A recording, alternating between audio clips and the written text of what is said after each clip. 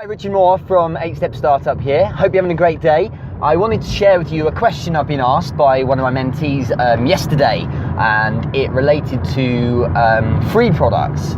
So they are about to launch their business, and there's a reluctancy on their part to give away some free products to begin with. And their view is, because it's quite a high ticket product, their view is that they don't want to devalue it, in their words, by giving away something that they've spent a lot of time building for free. And I can understand that state of mind when you put a lot of time and work into something. I know for a fact that when you worked, crazy hours for many days in a row, giving it up for free seems to be a little bit counterintuitive. But here's the thing, it's a little bit chicken and egg. And so the view of some is, well, if I'm giving it away for free, at what point do I stop doing that and make it my higher value or higher ticket product?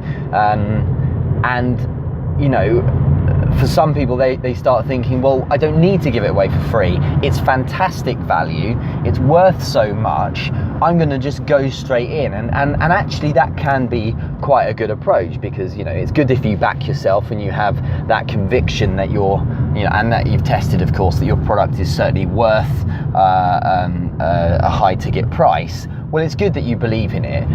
But one thing I was told about a year or so ago by Mike Tilley, who's the ex-CIO of BT Retail here in the UK. BT's British Telecom, about 30-year-old, £19 billion business. He said you need to get advocates and testimonials early on. And I completely agree with this, because social proof, as it's known, is one of the most powerful persuaders out there. No matter what great technique you have at persuading people to buy things, and don't get me wrong, you're going to need that if you want to sell high ticket products. You're going to be good at persuading through marketing and of course with yourself in your direct selling as well. But there's no doubt that advocates, other people saying on behalf of themselves, this is a great product, you should buy it, is worth huge amounts. So what you've got to understand is, if you're giving away things at a low value or for free, well, you should see it as a bit of an investment, really. And I recognize that you may need to recoup costs quick, and for some of you, you're on a tight budget and that needs to be, you need to be getting out of the red very quickly. But you'll possibly find that if you are giving away some things heavily discounted or for free to begin with, you're going to get plenty of advocates. All of a sudden you have people talking about your product, not because they've seen adverts or it sounds intriguing, but more specifically because they're using it and they're trying it out. And with that happening, then all of a sudden you're someone who's not just about to enter the market, but you're already in the market.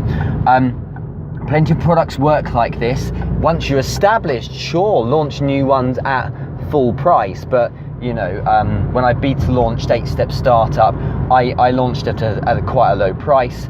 And one thing I was taught a while back, which I found was quite a good way of working with a low price product that actually has a high value, is that you can use the feedback from your kind of beta testers, or the people you're giving it for free or low amount to get really good feedback when it comes to how much do you actually price it for. So when you're doing all your prep work and planning before you've even done any kind of pre-launch, you might have some kind of idea in your mind about how you're going to position it in terms of price and how much you want to ask for it. That may be because you've factored in the amount of work put in, your research, and simply maybe making it prestige product pricing, but that's something that's still competitive with anything else that's out there. But the bottom line is, if you are able to start getting traction early, get people buying into your product through perhaps giving it for free, well, then what happens after that is you can raise the price to something nominal. Now, once you've done that, you can then move up again. And what I was taught, and this is an idea of Matt Pocious, who was one of the guys who's helped mentor me in one of the areas of my business. He said, well, every time someone buys it, bring the price up slightly. And if it's just simply buy $100 at a time, well, then just see how that goes. And what you find is that two things are happening. Firstly, it may be a small amount, but you're making some cash, creating some cash flow. Okay, your baby, your little idea that's becoming a commercial reality is starting to make some money. And you know what? Even if you make $5, the fact is you're starting to make money that you otherwise wouldn't have made before. Making some money is a great thing. And so many people I could quote who I've been in touch with have told me cash is king, from the commercial world all the way through to those who teach those in the commercial world. So people who teach executive MBAs, like Professor Peter Tufano from London Business School. It's all about from Said Business School in Oxford. He said cash is king. It's all about generating cash flow as soon as you can. So what I would suggest strongly is you think about maybe reining in the ego a bit, maybe thinking a bit more about, if you remove your pride around the product, look at a bit more of a long-term approach. What would it look like if you suddenly have 10 customers?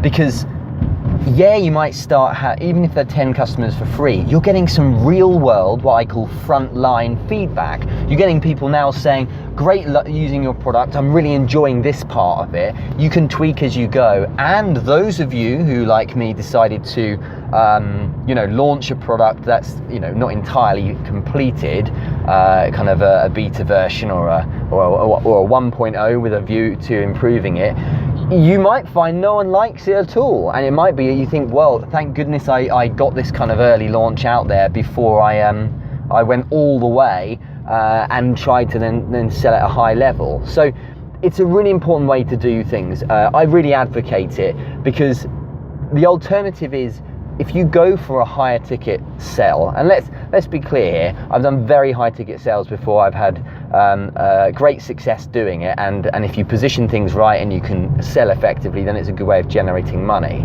But for many, that's quite a arduous task to leverage, $10,000 out of someone, and it's a lot of work. Yes, you get your money coming in, but you've got one person then buying it, so you need to know how to scale up quickly.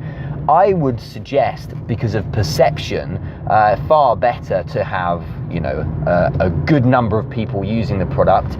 Then you're using that kind of springboard of audience to then move into more people. So then the next 5 people, you charge them 10% of what you would otherwise charge. After those 5, then you raise it by another 5% and raise, continue raising the price. And in fact, you'll find there's a natural level at which it kind of tops out, and people say, this is a little bit more than I would be happy to spend, and then you realize what pricing level you might want to really kind of level out at. But it's a good way of getting numbers, and you need to be getting testimonials all over the place, because, as I said, social proof will make a huge difference. So bear that in mind. If you're being a little bit stubborn and you want to not drop any kind of price, and you're convinced of the value of your product, then sure, but early on it's important to make sure you're getting people who are actually buying into it, because when people start talking about your product, life becomes a lot easier. And as I say, it's chicken and egg really, because what that means is that it is even easier to sell the higher ticket products, which in turn means you can scale up the pricing even faster. And you may find it's only 5 sales before you're at the price you were originally going to charge anyway, but you've got people advocating and talking about your product in a real world situation, rather than through speculation and conjecture. They're actually saying, I'm doing this product, or using this product, or doing this course, it's fantastic, and nothing says buy a product like other people telling you to. So bear those things in mind. I hope that's of value. Think hard on it, because it's different for every business, but it's something that can make or break a startup. When cash is tight, be careful not to succumb to the urge to jump up in prices straight away, when actually you might get greater traction by taking a small step back, getting people taking the product for free or even for a nominal amount, and then ramping up after that. Okay, hope that helps. Speak to you soon.